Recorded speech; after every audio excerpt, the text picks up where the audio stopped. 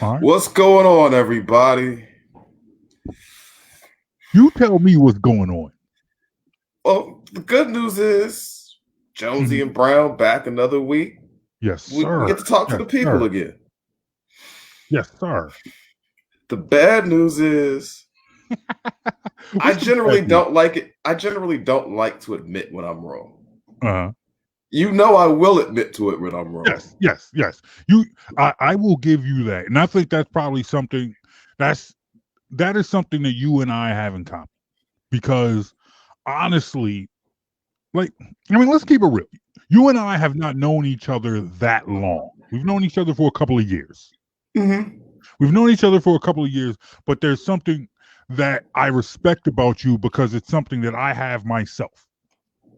In the sense that I I respect the fact that you understand and will acknowledge that we are not perfect and that there are receipts that are in plain sight. Oh, absolutely. So when we get caught up in one of those situations, when we get caught up in a situation where we make a claim or make a statement and are proven wrong, I respect the fact that you will admit that. You've Oh, never been one. absolutely. I won't shy away from it. Yeah. Now, see, here's the thing. No, I respect that about you, and I try to do the exact same thing. It was maybe a few days ago, 4 or 5 days, something like that. Not sure exactly at this point. But the Clippers were up in a series 3-1. 3-1.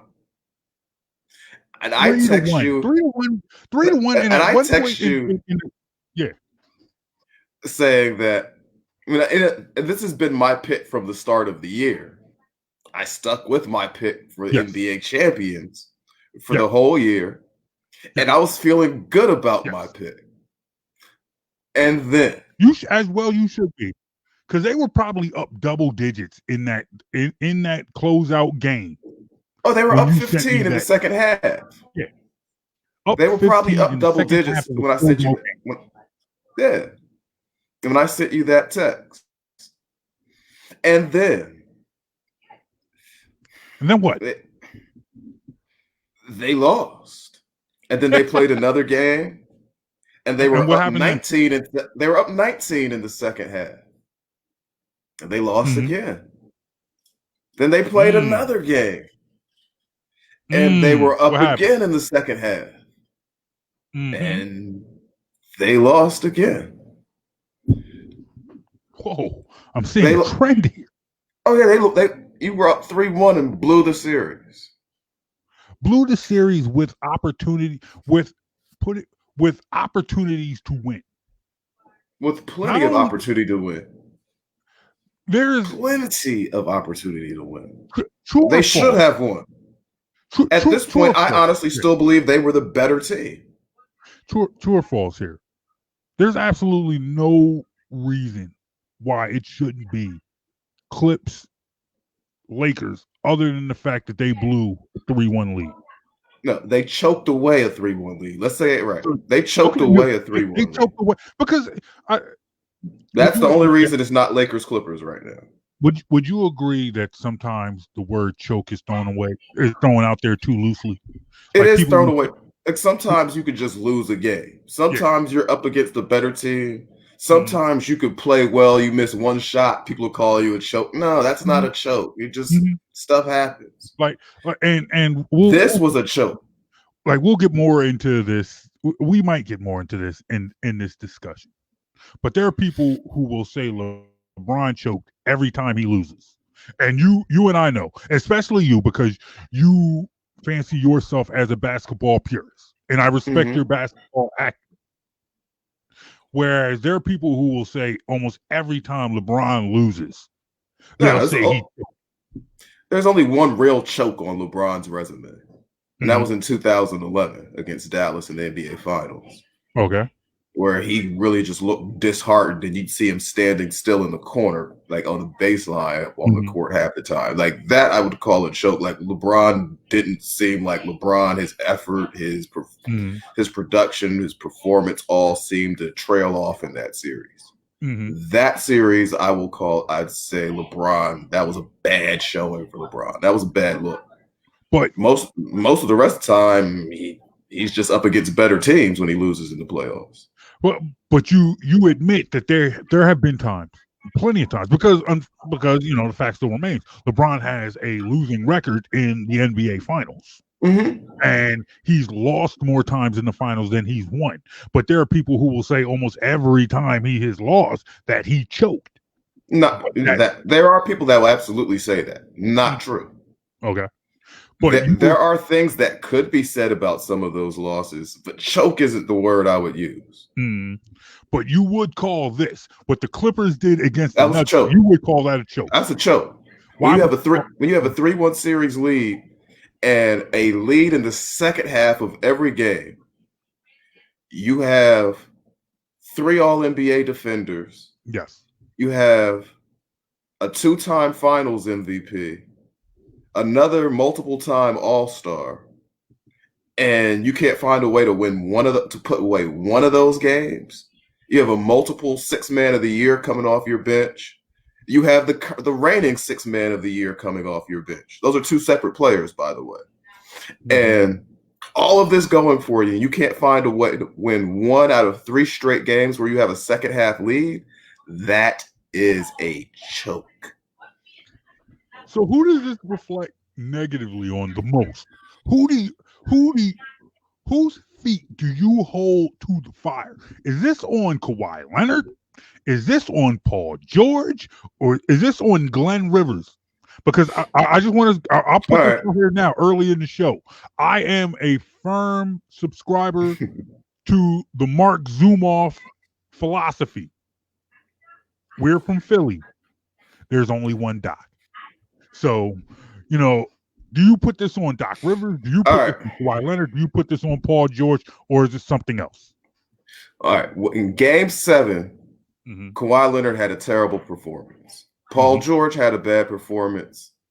6th Man of the Year, Lou Williams, had a bad performance. Now, let's talk about a couple things. Okay. The Clippers, prior to entering the bubble, were one of the few teams that said, no, we don't want to go to a bubble. They were mentally disengaged from the start.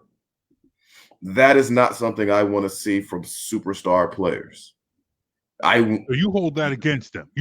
Are you saying you did not like that? In my mind, a superstar player, a true competitor, just jumping at every opportunity to win. Period. I can go beat you? Yeah. Imagine someone telling Mike back of the day or Kobe back of the day they had a chance at any competition and see what they say. Mike will cut your throat to beat you in Monopoly.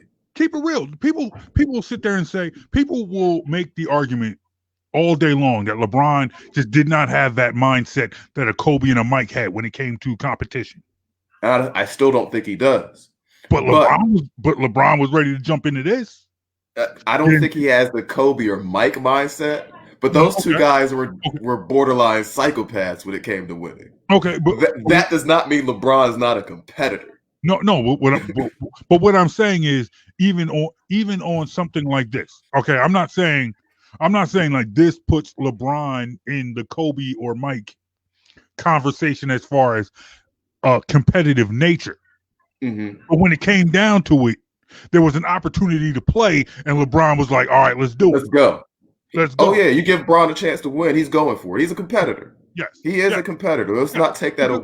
Because I guess, like, to me, I am always somebody who's going to jump on the side and jump into the conversation where it comes down to LeBron's not a competitor. LeBron's not, No, that's I'm not accurate. Into that. But so where this is concerned, I'm sitting here like, LeBron wanted to play. Yeah. And so you sit here look at, like, people are dying. There are people dying for a reason to put Kawhi in the tier above LeBron. It's at this point, it's Jordan. We're not there yet. Yeah, we're not there yet. That's cool with me. We're not there.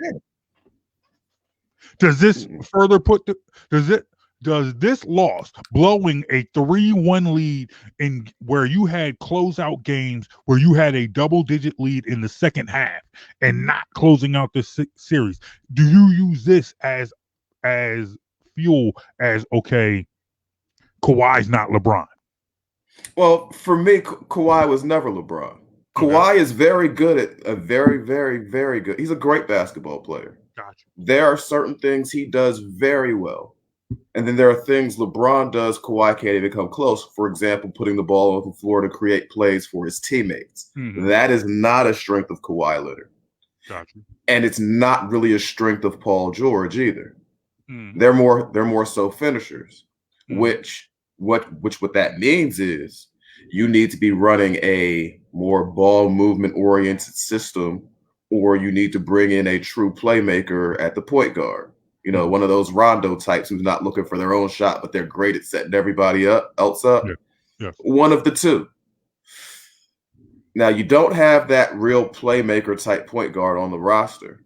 Okay. So what you then need to do is look at a Popovich system, a Phil Jackson system, a Steve Kerr system that incorporates a lot of ball movement. Yes. And allows players who can move well off the ball, like Kawhi and Paul George both can, to catch and shoot. They're finishers. When they get the ball, they know it's a quick read, shoot, drive, swing. That's all it is. It's a simple read. You're not looking at them to make plays because there's a lot of action away from the ball.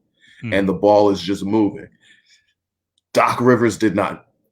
And watching the playoffs before we got to the series, in the first round, you saw them play a lot of isolation in the half court. Your turn, my turn. I'm going to go one-on-one type stuff. Okay, maybe we're just getting our chemistry back. We're out the bubble for a little bit. Let's get our legs under us. No, that just seemed to be the offense that they were running. That doesn't work. So for me, while Kawhi, his load management and only playing 65% of the games this year, combined with a 3-month layoff, his conditioning didn't seem right at the end of Game 7. Like, he was running out of gas. That's a factor. Paul George having Go ahead. issues dealing with his mental health, and let's not take mental health lightly, but Paul George having that issue, something also a factor. But for me, these are all things that fall on the head coach. Like when you talk about great coaches in basketball, the one thing they all have in common is they are good at taking the pulse of their team, knowing when to push buttons, knowing when to drive them harder in practice, knowing when to give them a rest, knowing who you can talk to this way and who needs to be coddled a little more. Doc Rivers did not seem to have a grasp on all of those aspects of this team. And you start going down Doc Rivers' resume, this isn't the first time he blew a 3-1 lead in the series. This is his third time doing that. His third time doing that. And then there are 3 additional 3-2 leads that he blew. So that's 6 series where he had elimination games, the closeout games. Not just you got to a Game 7, like you were down 3-2 and you lost a Game 7. You pushed. No, you had a lead in the series 3-2 or 3-1 6 times and lost all of those series. That's unacceptable. That screams something's wrong with the coaching. Something. You got to be able to win one of those games. One of them. Are you at the point where you think that let's put it out there. Are you saying that you think that Clippers might need a change at the top? Oh, I'm absolutely saying that. Okay. I'm not dancing around that. I'm putting this squarely on Doc's feet and saying, now the Clippers, I doubt they're going to look to push him out this year. No, they're not. He's the head guy. It's not like Doc Rivers is just the coach. He's the GM. Yeah, he's the GM. You'd have to make, but see, him being the GM, even more so lets me know that with that system he was running, he Mm-hmm. should have known of all people what his personnel needed, what type of team he was putting together, what style of play they would excel at. And to see especially on the offensive end, what seems to be a poor scheme, it it screams the need for a change. But that is a bigger move for the Clippers because Doc is the GM as well than it is for most teams. It would have to be like Doc has to fire himself. Unless Steve Ballmer steps in and says, we're revamping this whole thing. I need a new GM, president, everybody.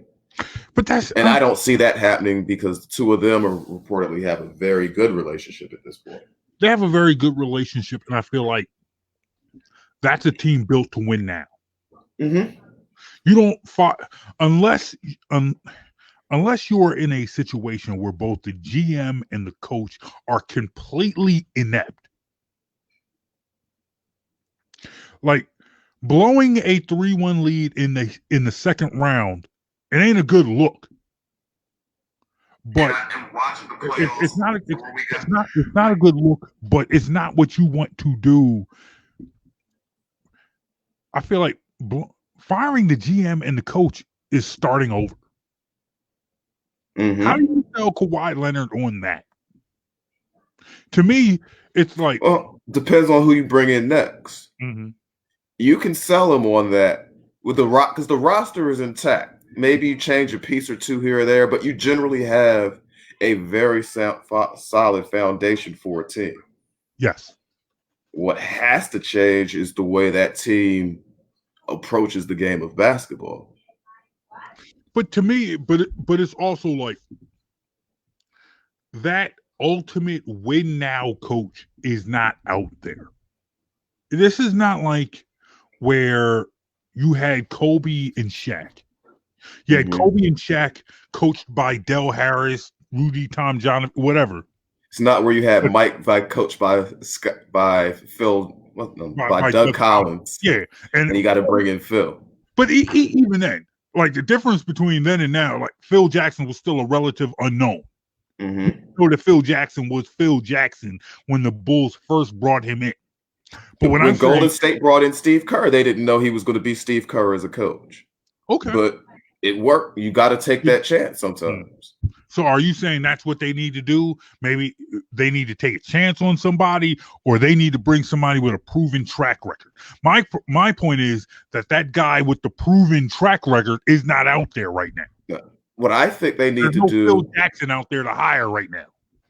Phil Jackson, when the Bulls brought him in, was an assistant. He wasn't somebody with a proven track record either. But what I'm talking about, Phil Jackson that the Lakers brought in. But it's the same. But the Lakers are essentially in this type of circumstance the anomaly almost.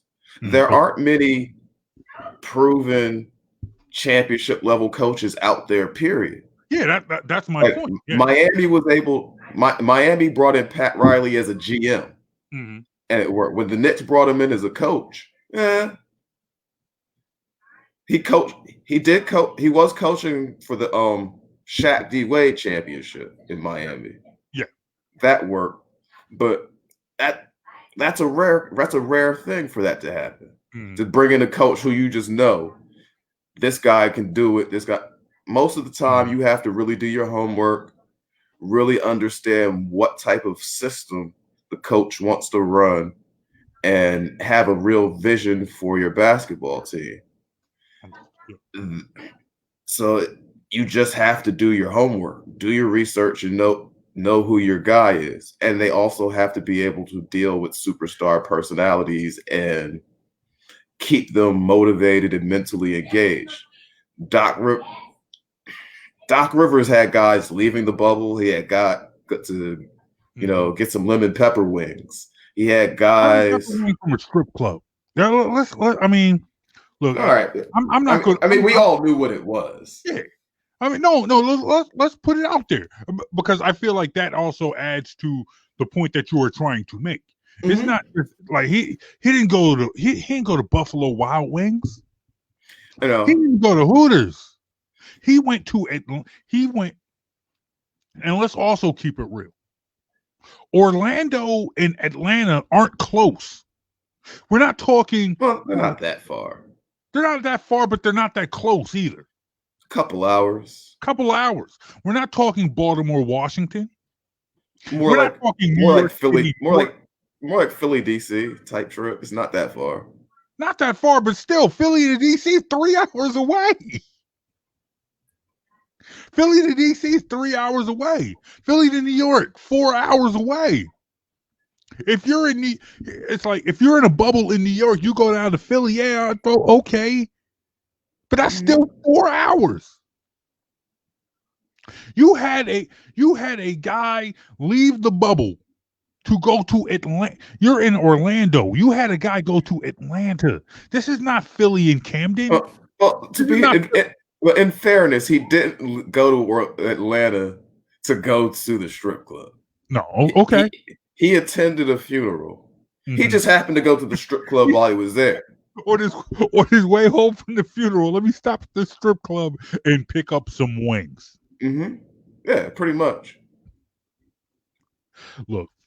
My point in bringing all of this up is these things seem like a lack of institutional control. Like, we all watched The Last Dance recently. Yeah. And Dennis Rodman was probably the most uncontrollable player, or one of the most uncontrollable players that the league has seen. But when he was with Chicago, they knew how to handle him to a point where rather than go rogue, Dennis Rodman came to them and asked. He let them know what he needed, and they dealt with it. When he needed time off to go to Vegas, okay, but it was a relationship. There was a discussion. He didn't just go rogue and say, I need some time off, I'm not showing up. But he went and had conversations. There was, a chain of command. Because the one thing you got from that series is, yes, Dennis Rodman, he marched to the beat of his own drum. He wasn't somebody who had a lot of respect for authority, but he respected Phil Jackson. Mm-hmm. Chuck Daly and Phil Jackson, he respected. He respected Phil Jackson, and even if there were times when he did not like Michael Jordan or Scottie Pippen, he respected Michael Jordan and Scottie Pippen. Mm-hmm. So it's like, okay, all right, maybe look, you left the bubble to go to a funeral. I'm not gonna question that. I'm not gonna, attack that. But okay, the strip club wings though. But all right, now with all these things said about the Clippers, what I don't want to do is take away from what Denver did. Yeah. They are an extremely talented young team. Yes. What the surprise for me is, I was talking to James, the host of the Lance J Show. He and I talk all the time, go back and forth, and we were talking about Denver when they were playing in the first round against Utah and how talented they were. The thing with Denver is, at this point, I think they're a year or two ahead of schedule as far as achieving this, but I'm not surprised that their talent is able to reach this level. I just surprised that they did it this quickly. Michael Porter's emergence, Jamal Murray showing up as a killer, Jokic is, I'm going to say this and you're not going to like it. Jokic is the best center in basketball. Okay. Not the most talented, but he plays the position of center. He plays the position of center better than anyone else in the NBA plays that position right now. I feel like that is a decision. That is a call that will probably, and as a fan, hopefully go back and forth on throughout their careers. Like I said, he's not the most talented center in the league. That guy's in Philly. But he's playing the best basketball. But he's playing the center position better than anyone else in the NBA right now. Okay. Will not argue that point with you, especially not today. Not when you have a guy who's in the conference championship, a guy who now has a chance to play for a championship, and a guy who's been home from the bubble for a couple of weeks now, darn near a month. And I'm not going to say it yet. I'm not. But at this point, I'm picking the Lakers. Again, that's more experience. Yeah. And the top end talent, the two best players in this series will both play for the LA. Mm-hmm. But I don't want anyone to think or expect this to be a cakewalk type series for the Lakers. No, Denver's coming to play, and they're not scared of anyone. Denver's coming to play, and they match up well. Oh, it's a bad matchup for the Lakers. Yeah, they match up well. The positions of strength for the Nuggets are actually positions of weakness for the Lakers. Mm-hmm. Like we just talked about Jokic, the one thing Anthony Davis does not like is the bang in the paint with real bigs, which is why he generally doesn't like playing center. And they had to bring in a Dwight Howard and a JaVale McGee. So you're going to need those guys to show up and give you quality minutes in this round. Yes. You're going to need every bit of playoff Rondo to deal with Jamal Murray in this series.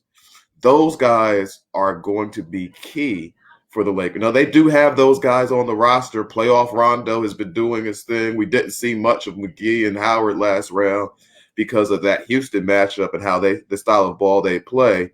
Davis is actually able to deal with playing in the middle because he doesn't have big guys banging against him all game long. But this is a different series, and I think it's going to be a tough fought. I think every game is going to be, well, most games will be tight, down to the wire type of basketball.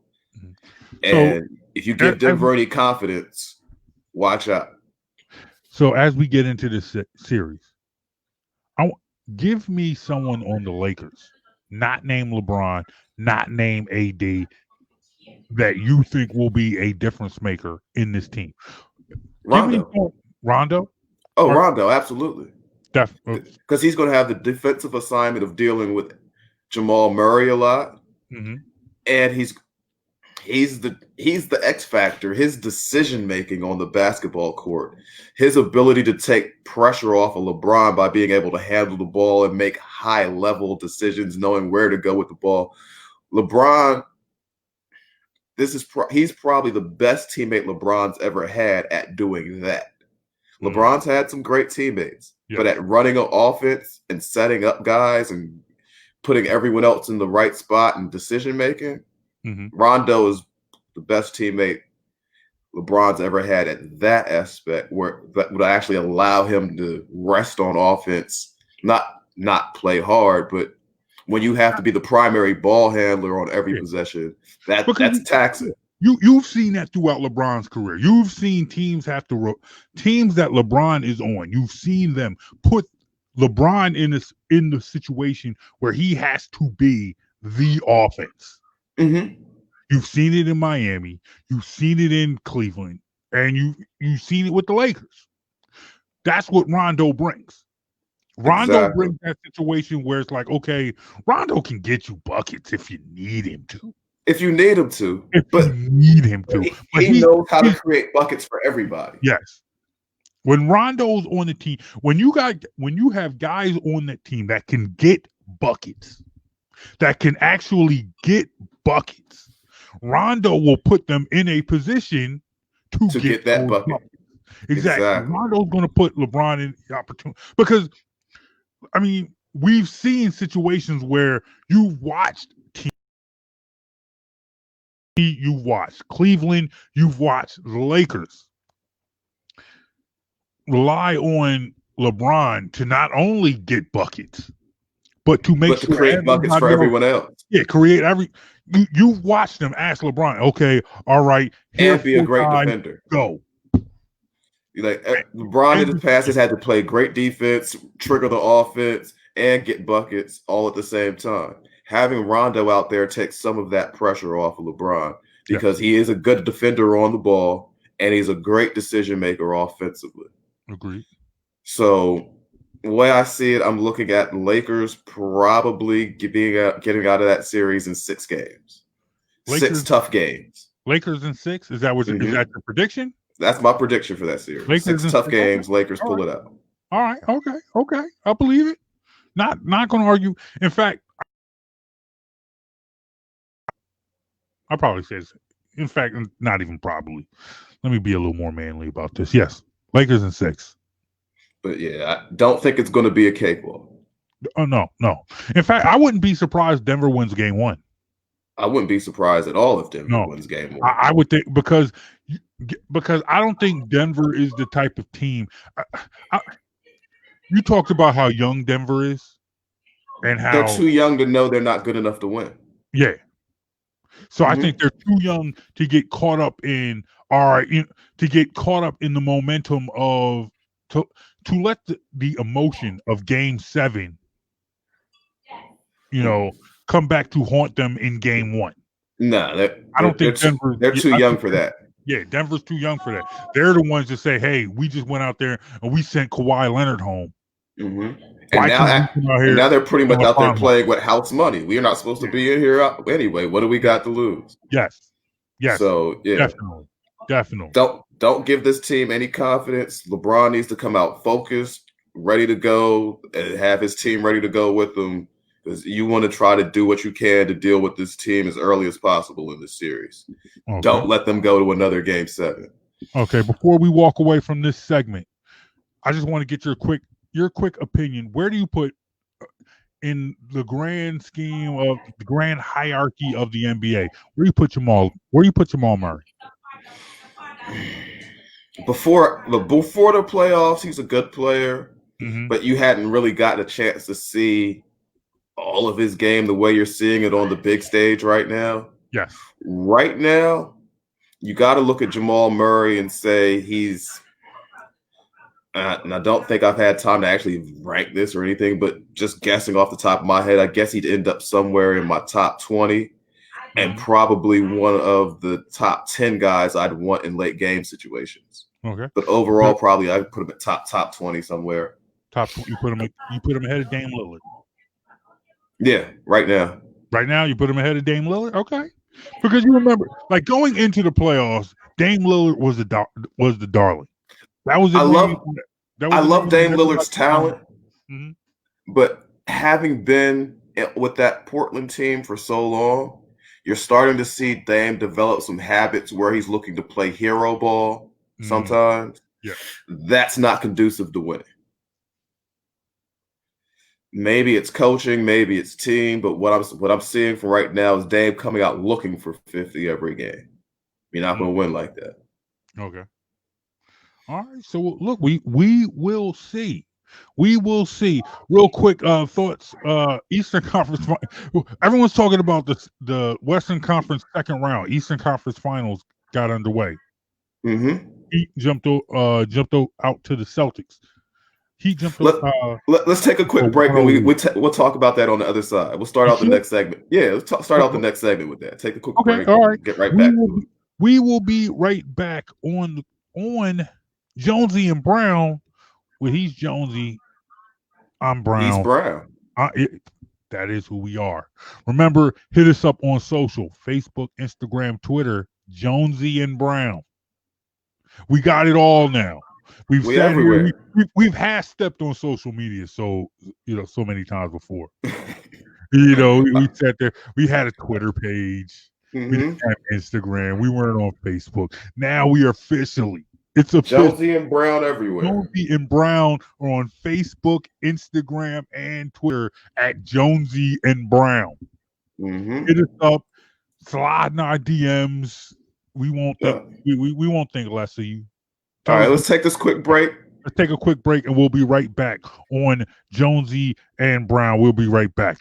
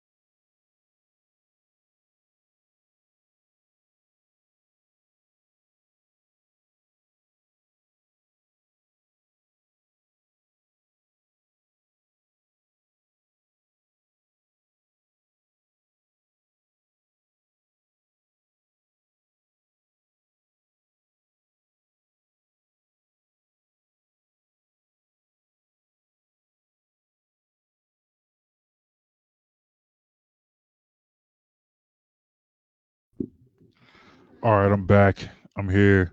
Let me bring Jonesy back up in this piece. Jonesy, you here? Mm-hmm. Oh, I All ain't go right. nowhere. All right. You ready? Let's bring it on back. Whenever you're ready. All right, y'all. We are back. Man, how talked a little basketball, a lot of basketball in first segment. We got deep into the Clippers and their issues, but the Eastern Conference Finals are underway as well. Game 1 happened Tuesday night, overtime game. Yes. And while this series might not have the star power that some people want, I guarantee you will see very, very good basketball. Yes. These are two teams that play good team basketball. That was a good game one. It was. It was a That was a great good game one. game one. I mean, yeah, it's like a game one will never garner the excitement or will never have the juice of a game 7. But that was as good of a game one as you're going to get. That wasn't, that was a game one decided in overtime. Mm-hmm. And it wasn't necessarily a sloppy game. It's not one of those games where sloppy play led to an overtime. That was still a decent game. It just, you're not gonna people aren't gonna have a lot to say about a game one when there was a game 7. Yeah, but now this series, you got two tough-minded teams. They share the ball. You have guys that step up and make big plays. Tatum is a rising star in this league.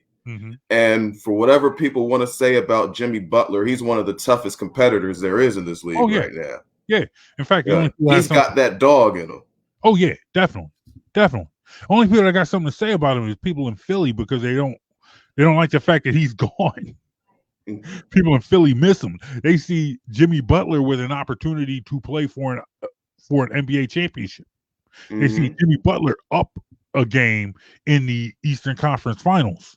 So, like, yeah. And the guy you could have drafted in Tatum, but you took Fultz. Also, battling against him. Yeah. So, we're not happy about this series in Philly. But if you're in Philly, you're pretty salty. This is a salty series right here. But I promise you will see a lot of good basketball. These are two well-coached teams. They execute on both ends of the floor. They play good defense. They play good offense. You're going to get good basketball. Definitely. So real quick, because that's a series that just got underway. We got one game under. Are you surprised that Miami was able to pull it out in game 1? Not at all. This is a series that with two pretty evenly matched teams that it could go either way. I was more impressed with Miami's fight and the fact that they didn't quit a couple times. They were down 5, something like that, and they kept fighting back. Tyler Hero's continued ability to make shots in big moments continues to impress me. That's a good point. Real quick, shout out to my man Gren. Gren said after his game 1 performance, is Tyler Hero an efficient role player or a rising star? What's your thoughts? He's currently a very efficient role player, but he has the potential to become a star in this league. A couple things, like he's not scared of the big shot. He's got the versatility in his game. There are a couple things he has to work on to become a star, but he's got star potential. I'll give him that. Definitely. Shout out to you, Gren.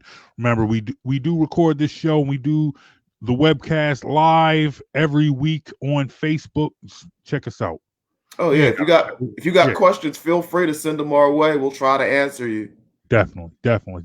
All right, let's pivot real quick because we wanted to spend this second segment talking college football because the announcement was made this week. The announcement was made actually on Wednesday that the Big Ten was jumping back into football.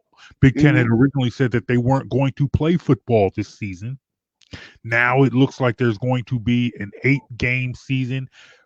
completely all conference games. schedule. Yeah.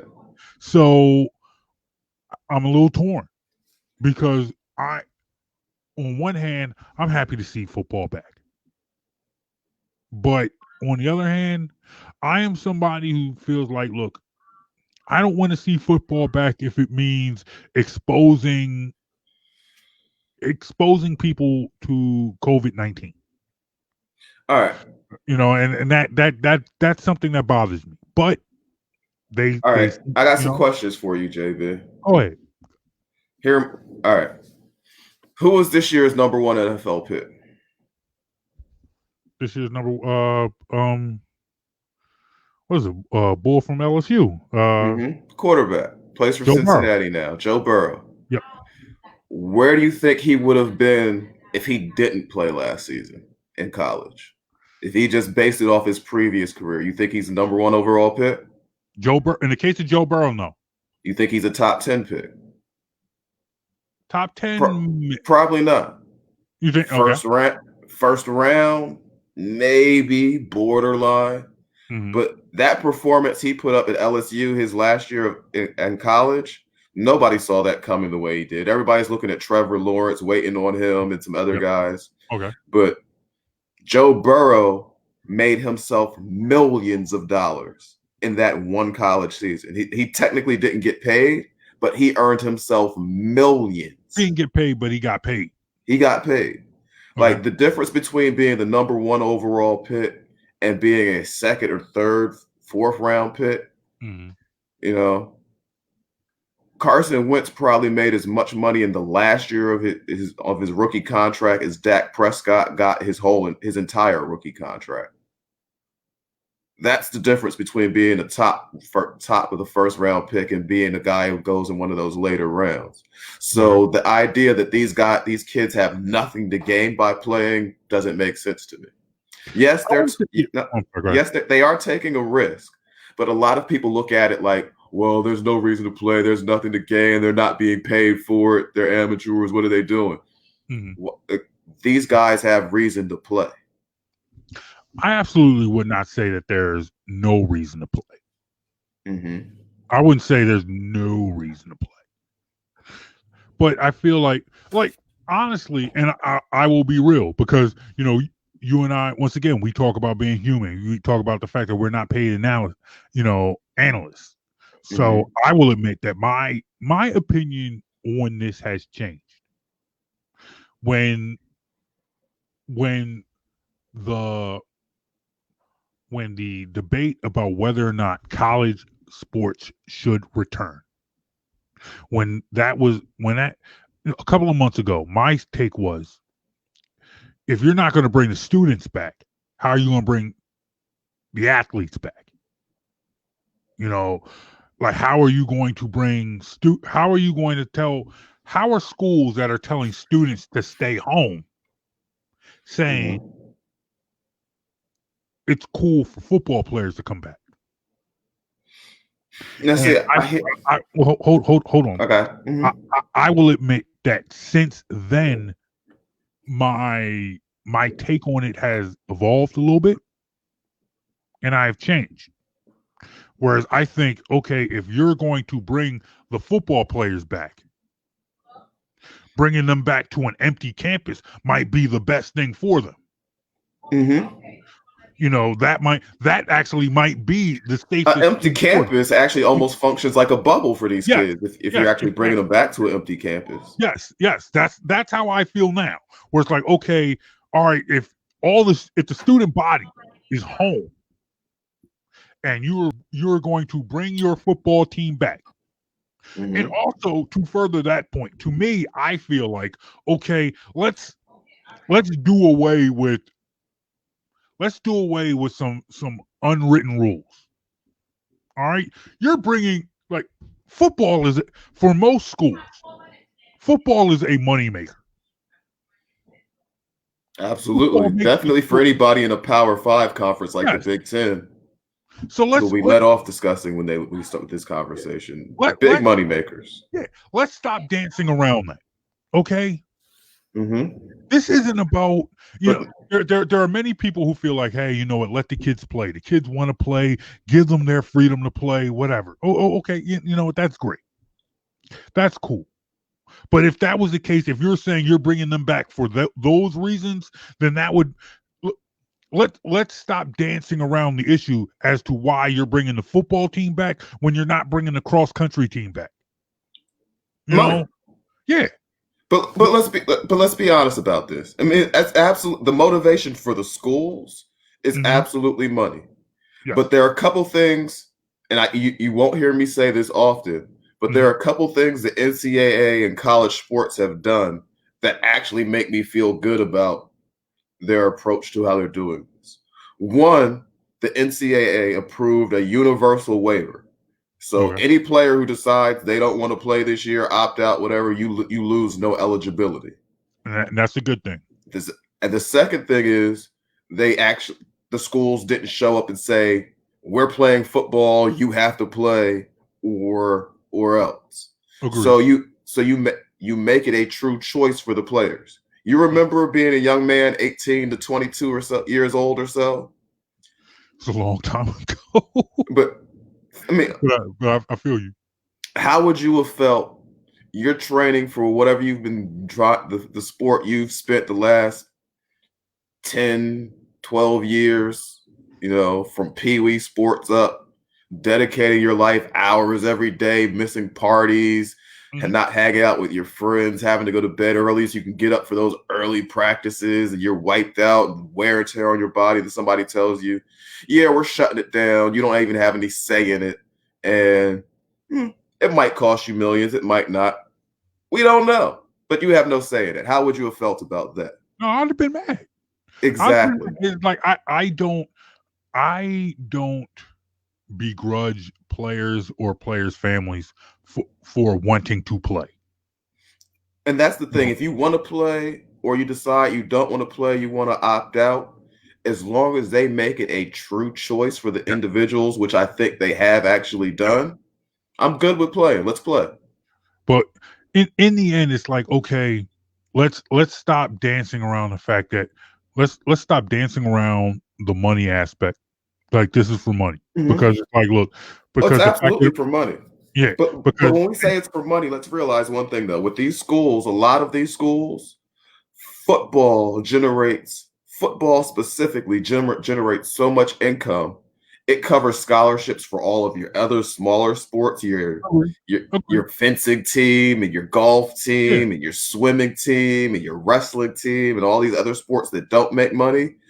These kids are there on scholarship in college because of your football team.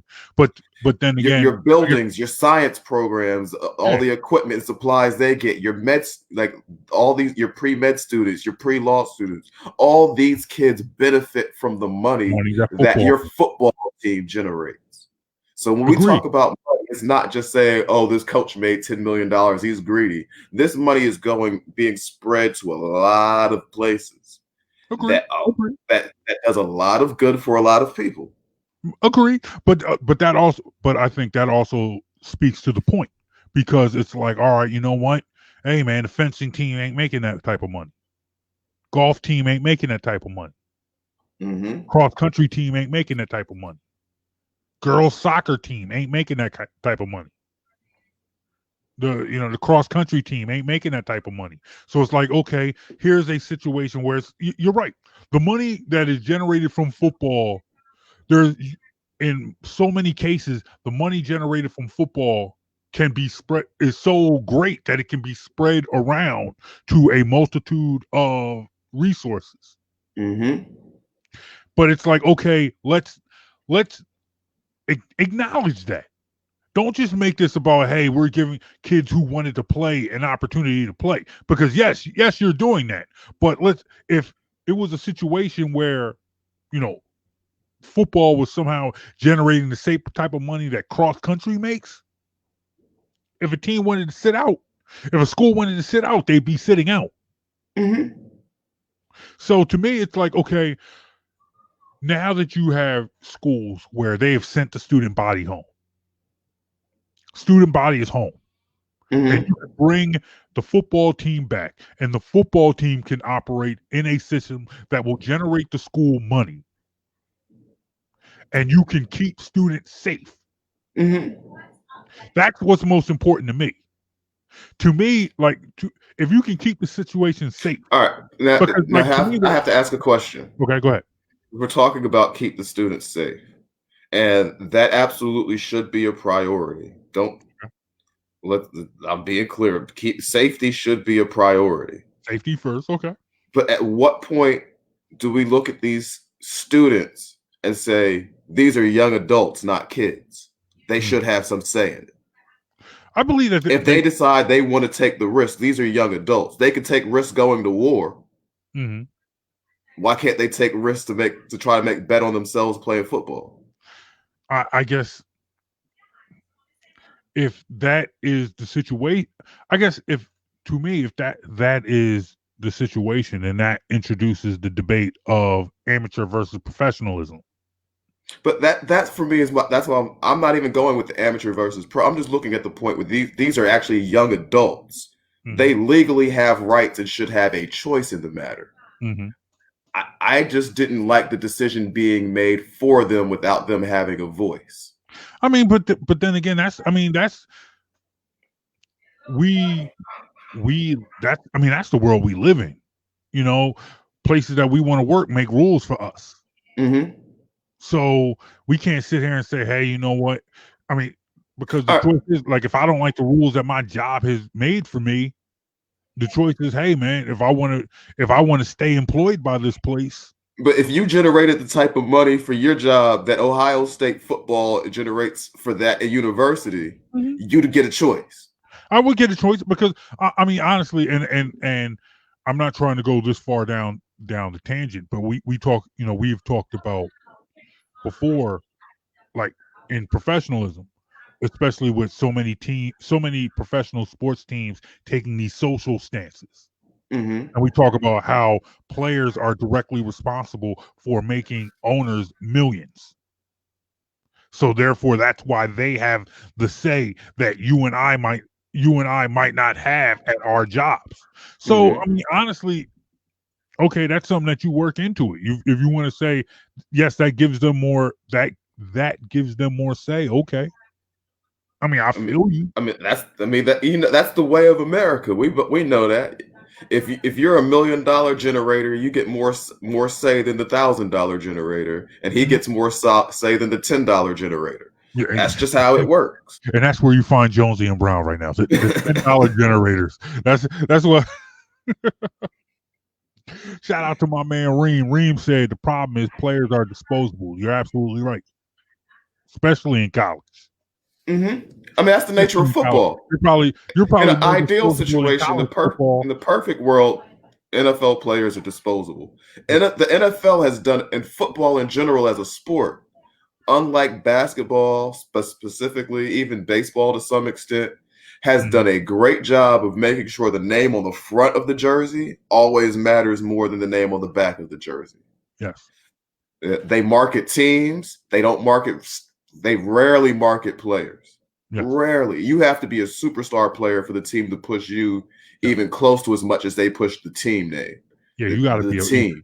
You got to be a Brady, a Breeze, Mahomes. Mahomes. If you're not one of them, it's about the team. It's about the Chiefs. It's about the Patriots. It's about the Seahawks. It's about the front of the jersey, and them keeping it that way means they can trade whoever they want. You're still a fan of the team. You weren't a Tom Brady fan. You're a Patriots fan. Exactly. They can cut whoever they want. You're not a T.O. fan. You're an Eagles fan. They cut them. You're still an Eagles fan.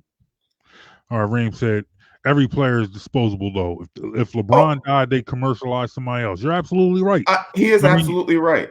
But basketball, the way they market the sport, if LeBron disappeared tomorrow, you might see a dip in ratings for a little while. Like if LeBron in his prime just said, you know what, I'm not playing, we'd look at it and say, you're not getting the best product. The best players in the world aren't playing. And there might be a dip in interest, similar to what happened when Mike left the game for a little bit. They needed to find a star. Take the unfortunate details of the death of Kobe Bryant. Mm-hmm. Kobe Bryant died when he was retired, Right. so the situation's a little bit different. God, God forbid if something like that had happened while Kobe was an active player, where in his prime he was taken away from us. But but to your point, like when Jordan retired the first time, you were still trying to find that star that would replace him. Mm-hmm. You didn't know if Barkley was going to carry the league. And You didn't know definitely when he retired from the Bulls the second time. exactly. You had to find that star. The NBA wasn't ready to hand the league over to Allen Iverson. Hmm. They weren't ready to. In fact, Kobe had won a ring or two at that point. Do you remember what year Jordan retired finally? When he retired from the Wizards, not the Bulls. From the Wizards? Yeah. 01 maybe, 02, somewhere in 01, there. 02? Okay. You had Shaq, you had Kobe, but you still, they weren't necessarily you Let's still see. weren't sold on them. Because January 1st, 2001, I saw Mike play for the Wizards in DC. I was Okay. at that New Year's Eve game. So shout out Reem said it was 03. Yeah, it was Mike was older at that point. But even at that point, the league is looking for it. NBA is looking for its next star, its next big thing. And a lot of fans, even on some level subconsciously, the game's not the same. Nobody's not as good right now. Football doesn't go through that issue. No. You leave football, who's next? We're not looking for the next star. We're looking for the next great team. Exactly. If it's not the Patriots anymore, oh well, who is it? Is it the Saints? Is it the Seahawks? Is it the Chiefs? Who's the next great? Nobody stopped watching the Patriots because Tom Brady left. They just started watching the Bucks more. That's what happened.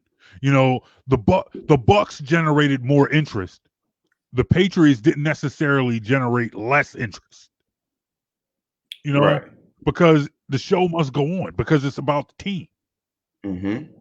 It's about the team. And it like even then, you remember, let's go back a couple of years when Tom Brady got hurt with the Patriots. We talked about it last week. You were watching the Patriots to see what Matt Castle could do. Mm-hmm. You were seeing, that's the interest. That's the interest. But to the point that you were making, whereas the NFL and maybe Major League Baseball to a lesser extent makes it about the team more than the individual player, whereas basketball promotes both. But they promote both, but it's still more the individual player than the team. Yeah. And that was a change that specifically happened around Jordan's prime era. They realized that superstar player could generate that kind of income in basketball. Yeah. That superstar player is going to sell jerseys. That's going to sell out arenas. It's going to make you money. And I feel like that's something that you saw. That is something that kind of manifested in the first post-Jordan era.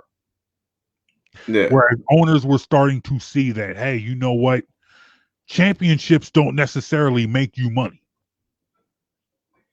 Selling of jerseys, being able to have out higher arenas, ticket prices at the that gate. makes you money.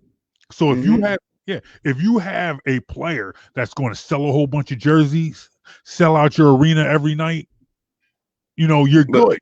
You don't necessarily need a team to win a championship. What do you care if they win a championship? You got a golden goose that's making you money.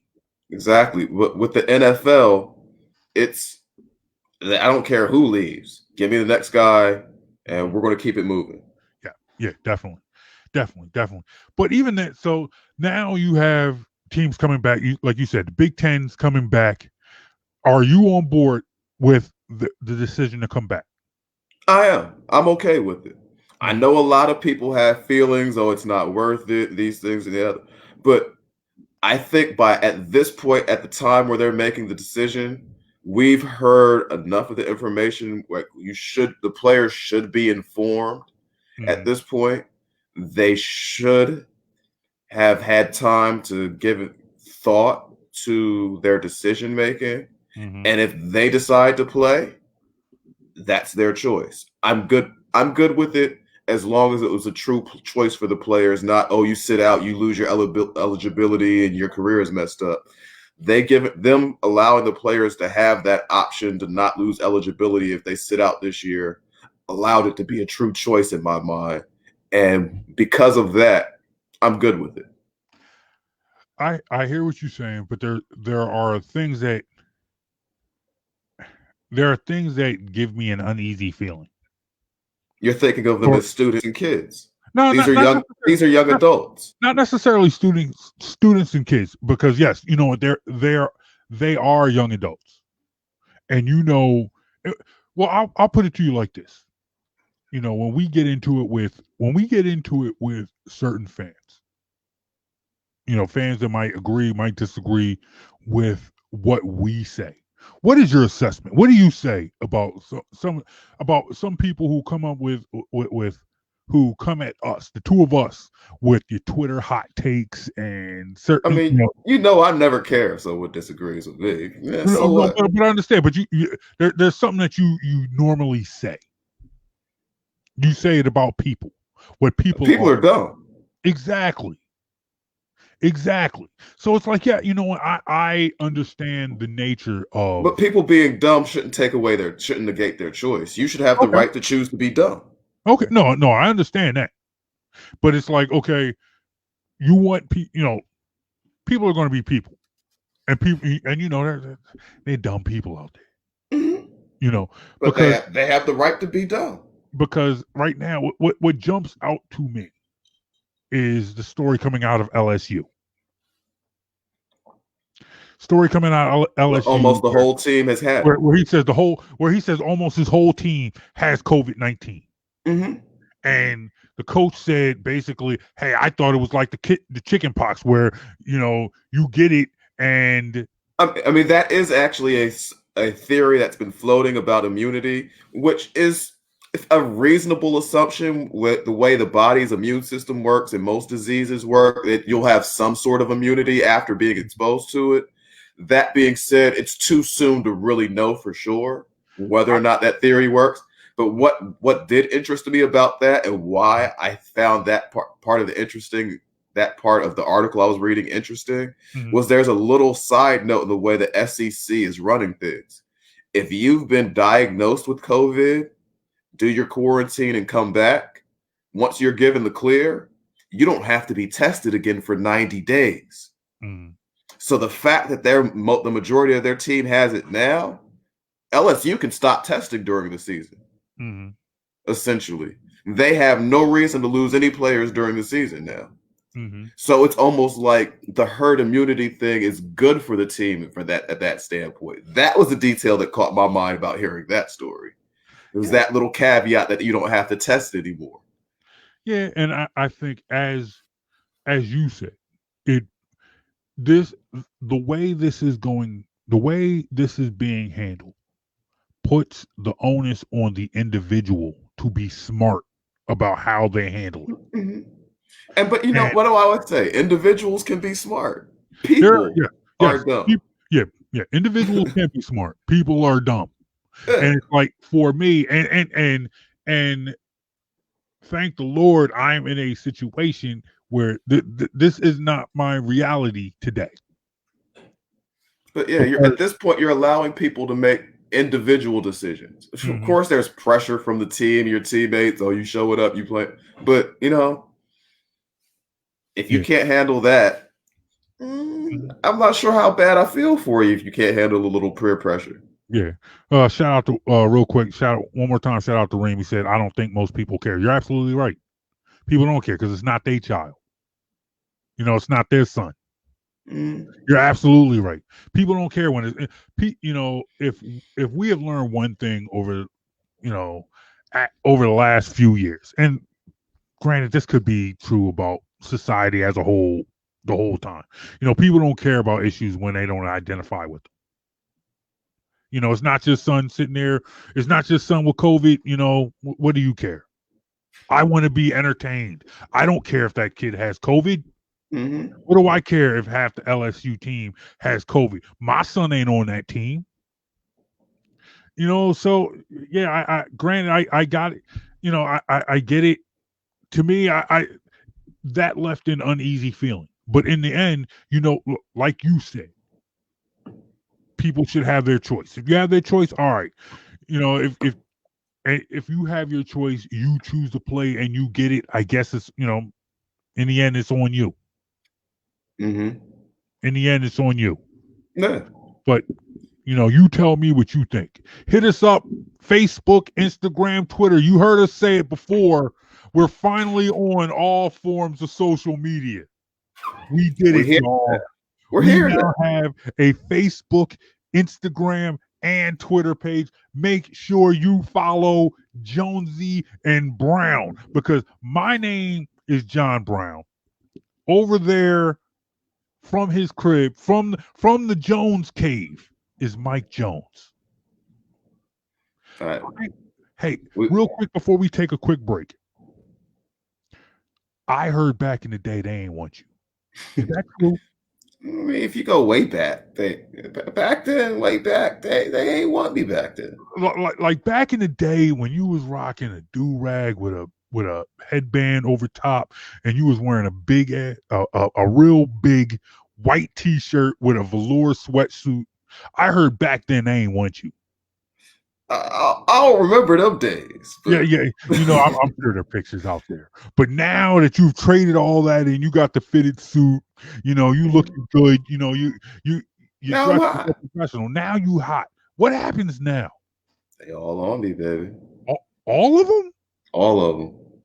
All right. Hey, look, we're going to take a real quick break, and then when we come back, we're going to wrap things up with some NFL talk, because we have not talked pro football yet. All right? So we will be right back on the Jonesy and Brown show. Don't go anywhere. All right? Please don't go any.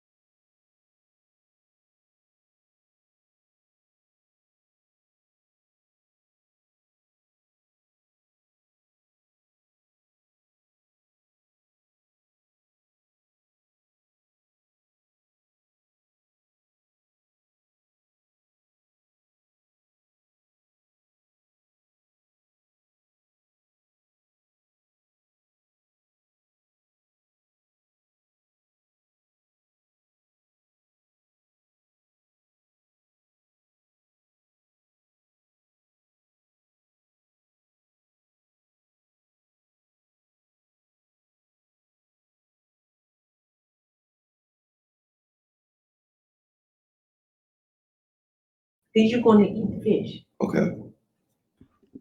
Boom. What's going on, man? You back? Thing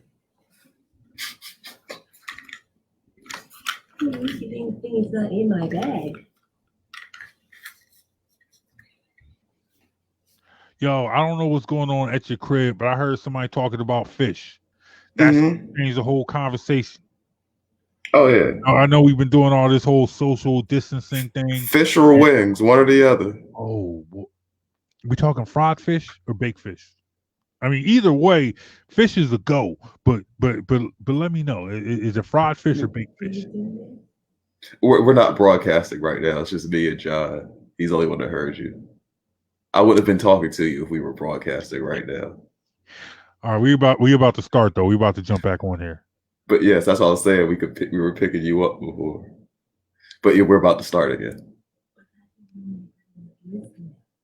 All right, whenever you're, we broadcasting now, man. Whenever you're ready. All right, y'all. So we are back. Segment 3. Talked NBA. Talked a little college football. Now we got to get. Do we have to? We have to. Got to do it. The NFL is king. We got to do it. Do we have to? So I know you're a little disheartened after what happened to our Birds in week 1. Disheartened.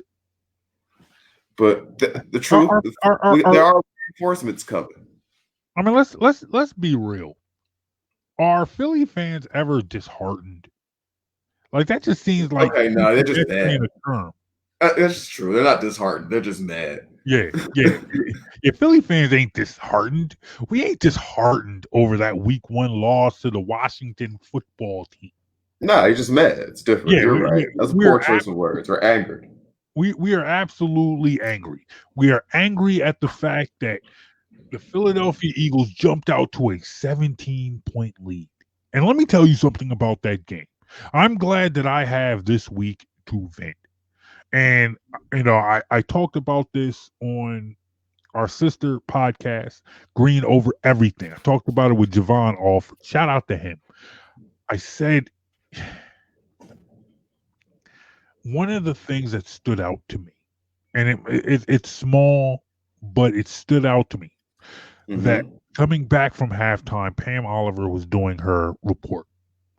And she said that Doug Peterson said to her that he didn't think that the team needed to make many adjustments. He liked the way the team was playing. And I understand that there might be people listening to this podcast, so they don't see your face right now. They don't see what you just did. But what you just did, you closed your eyes, you put your head down. That's exactly what I did.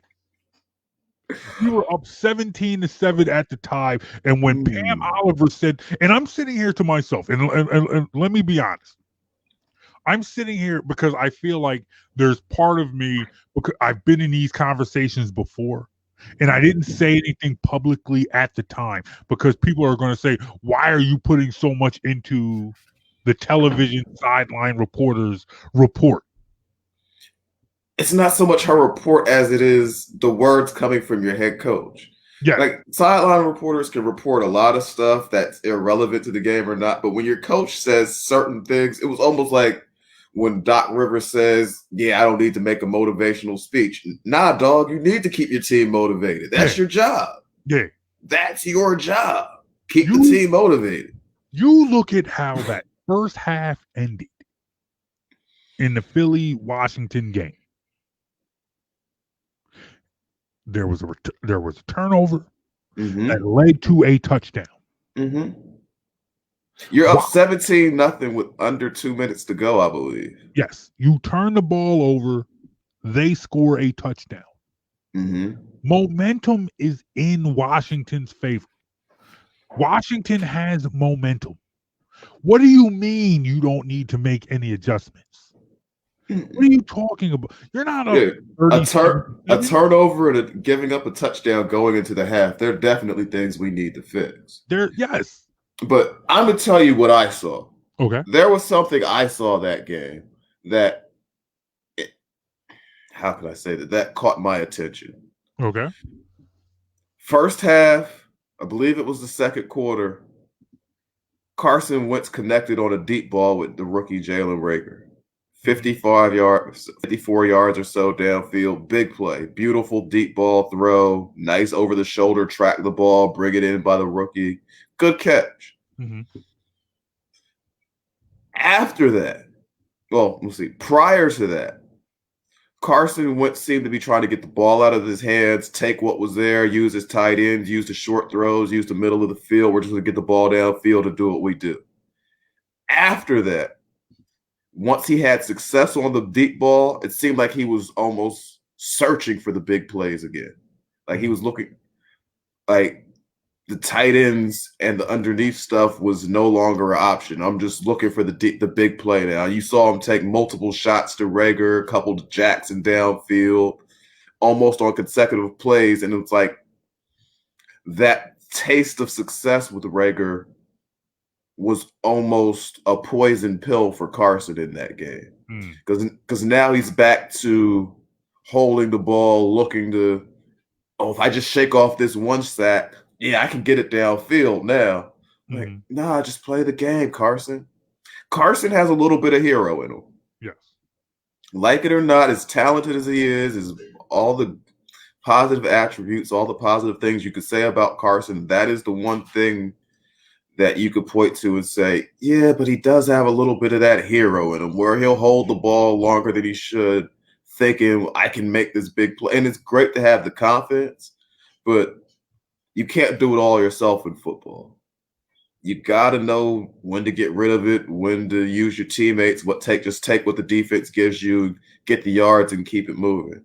I don't care if it takes you 15 plays or 2 plays to get a touchdown. If the drive ends with a touchdown or drive ends with points, that's success. Carson seemed to be searching for that big play after he had the connection with Rager in the second quarter. And when that happened, you saw almost an immediate decline in the offensive production from what it was early in the game from that point on. At that point, when you know you don't have a running game and the defense knows this guy's about to sit back and try to take shots downfield, your offensive line is as decimated as he is. Wentz is a sitting duck back there. Get that ball out quick. You work your screens, work your stuff, your slants, your quick outs, your running backs in the flat, that type of stuff.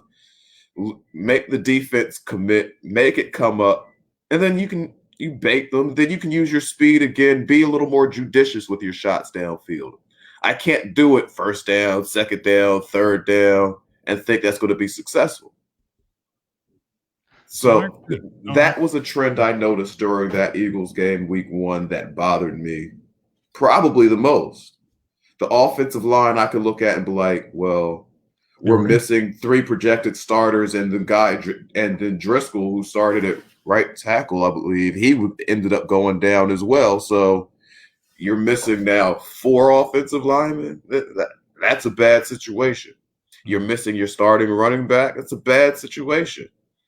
I don't know what was going on with the receiver rotation, but it was Deshaun played 50-some% of the snaps. That's not enough. So there are multiple things you could point at in the Eagles game and say, yeah, this was a problem, that was a problem. But for me, Carson starting to almost search for the deep pass rather than take what was there was the one thing that probably stood out to me the most. The one thing I talked about, and before we pivot to the rest of week 1 and preview a little bit of week 2, I felt like people there is a debate in Philly of where they put Carson Wentz on the hierarchy of quarterbacks in the league. There's no question. There's absolutely no doubt. Carson Wentz is not on the same level as a Patrick Mahomes or a Lamar Jackson. No, but if you're talking talent, sheer ability, things a guy is able to do on the field, Carson can hang with the best of them. Yes. His arm is just as strong. He's just as mobile. Well, not as Lamar Jackson, but as a Mahomes he's just as mobile. He can make all the throws, but it's something in the decision-making process that if you look at a guy like Mahomes or Russell Wilson, it's not there. It hasn't seemed to all come together since the ACL injury. No. And I guess the thing is, it's like, yeah, we all know potential. And at this point, the conversation about potential is even getting smaller and smaller because now, Carson Wentz has been in the league 4 or 5 years now. But we know Carson Wentz is not on the Mahomes level. We know Carson Wentz is not on the Lamar Jackson level. But it's like, okay, where is he? And after that week 1 game, you're going to have a hard time selling people that he's on that second or maybe even third tier of quarterbacks in the league. So he's somebody who definitely could use some bounce back, but I'm not quite sure if that's going to happen because they go into week 2 now with Aaron Donald on the other sideline. So yes, you know what? It's a good thing that the Eagles are going to get Lane Johnson back. Mm-hmm. That is definitely a good thing, and hopefully they will get Miles Sanders should be back as well. But still, he's got a hard, that's a hard hill to climb as far as for Carson Wentz fans to be able to sell us on what Carson Wentz is and where he lies as far as NFL quarterbacks right now. Now, real quick, because we're up against time. What other games did you watch this weekend? Of course, you watched Philly and Washington. Mm-hmm. What other games did you watch? I know there was Tampa Bay and New Orleans. I absolutely watched every minute of that game. Red zone didn't happen for me on Sunday. After the Eagles happened, I tuned in, locked into that Saints Tampa Bay game. That one had my interest. Okay. For multiple reasons. Both quarterbacks showed some signs of their age. Yeah. I also think in Tampa Bay, you saw signs of it being a lot of new personnel on the roster. I expect them to clean up a lot of things as the season goes. But I won't call it a bad performance from Tom Brady, but he absolutely could have been better. Could have been, yeah. The 2 picks, especially the pick 6, not pretty. One of the picks wasn't Brady's fault, but he still threw it. It goes on his stats. The other one was absolutely his fault. But that Tampa Bay game, the other thing that actually surprised me, maybe it was because of how late he was added to the roster and need time to learn the playbook and things like that. But I was surprised you saw as much Ronald Jones and as little Leonard Fournette as you did. Yeah. I expected to see more Fournette than I did that game. I feel like early on in this season, and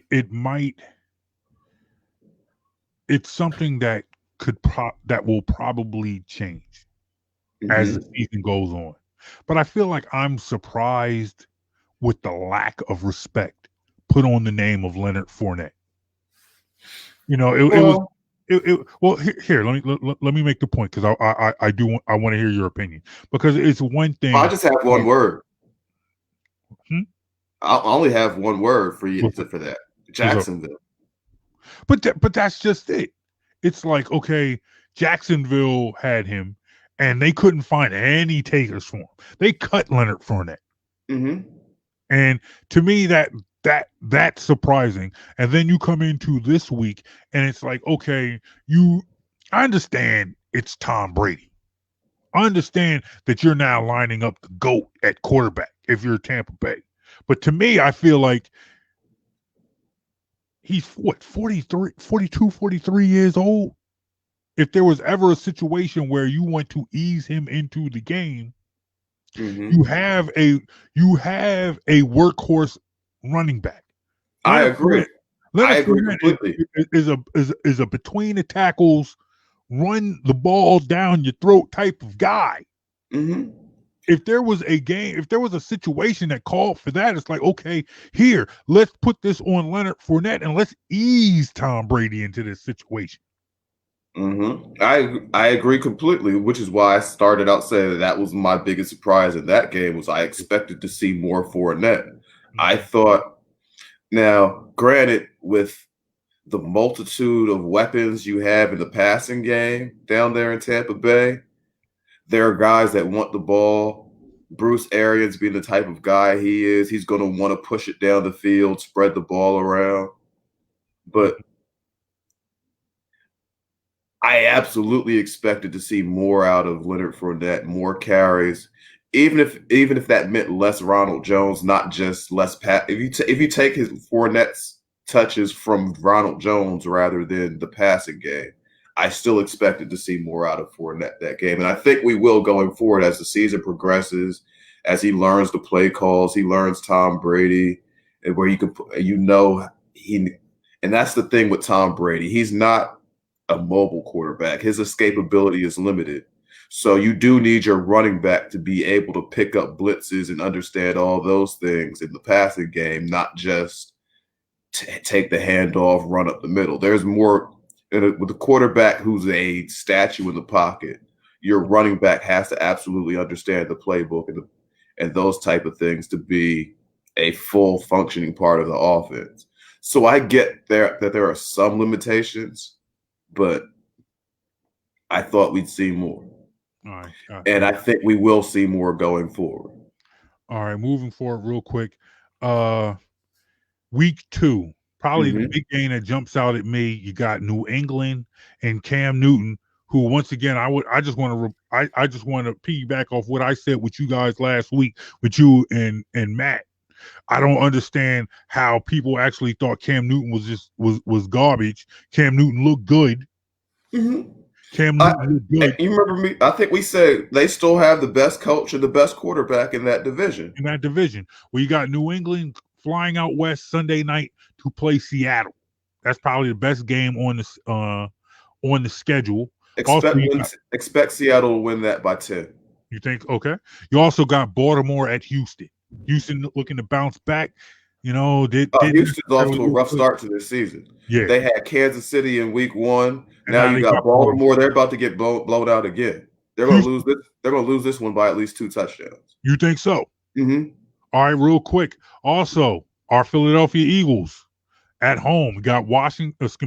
Got the Rams. Got the Rams coming east. Mm-hmm. What time does that game start? 1 o'clock. 1 o'clock game. That's a bad game for the Rams. Traveling cross country for the early game is never a good sign for a team. And the Rams, as much as people are high on the coach and all the other stuff, they have a couple real studs on their defense. Mm-hmm. So the Eagles are absolutely going to need to shore up their offensive line play this week in order to deal with Aaron Donald and company. Mm-hmm. But I don't see a reason why the Eagles should lose this game. Got you. They should win this game. I think the Eagles win by 4. 4 points. 4 points. Okay, all right. You're calling for a blowout right here. You're not saying 28. 28. No, I'm not saying that.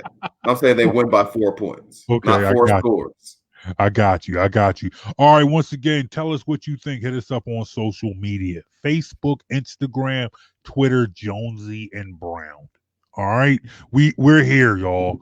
Remember, you can download this podcast wherever you get your local podcast, wherever you get your favorite podcast. We're everywhere, man. We on SoundCloud, we on iTunes or Apple, we're on Google, iHeart, we even on Spotify, and we're on Anchor, y'all. You can hang out with your boys, Jonesy and Brown. My name is Brown, a.k.a. John Brown. That's my partner, Jonesy, a.k.a. Mike Jones. Mike Jones.